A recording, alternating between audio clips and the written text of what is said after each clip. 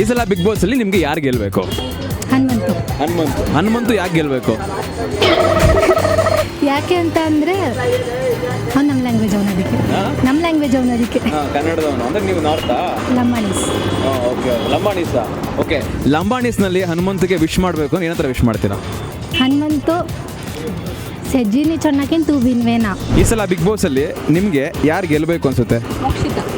ಮೋಕ್ಷಿತಾನೇ ಯಾಕೆ ಗೆಲ್ಬೇಕು?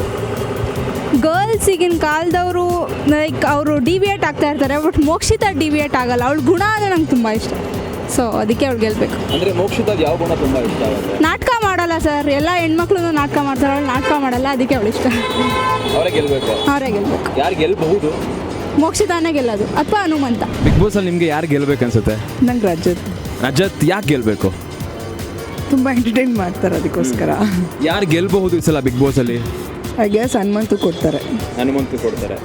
ಓಕೆ, ನಿಮಗೆ ಈ ಸೀಸನ್ ಅಲ್ಲಿ ಯಾರು ತುಂಬಾ ಇಷ್ಟ ಇಲ್ಲ, ಅಯ್ಯೋ ಇವ್ರು ನೋಡಬಾರ್ದಲ್ಲಪ್ಪ, ತುಂಬಾ ಇದಾಗುತ್ತೆ, ಇರಿಟೇಷನ್ ಆಗುತ್ತೆ ಅಂತಂದ್ರೆ ಯಾರು? ಆ ಥರ ಇಲ್ಲ, ಎಲ್ಲರೂ ಚೆನ್ನಾಗಿ ಮಾಡ್ತಾ ಇದ್ದಾರೆ.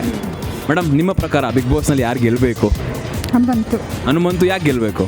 ಅವೇನೋ ಇನ್ನೋಸೆಂಟ್ ಎಲ್ಲ ಚೆನ್ನಾಗಿದೆ, ಹಾಗಾಗಿ ಅವ್ರು ಗೆಲ್ಬೇಕು ಅಂತ.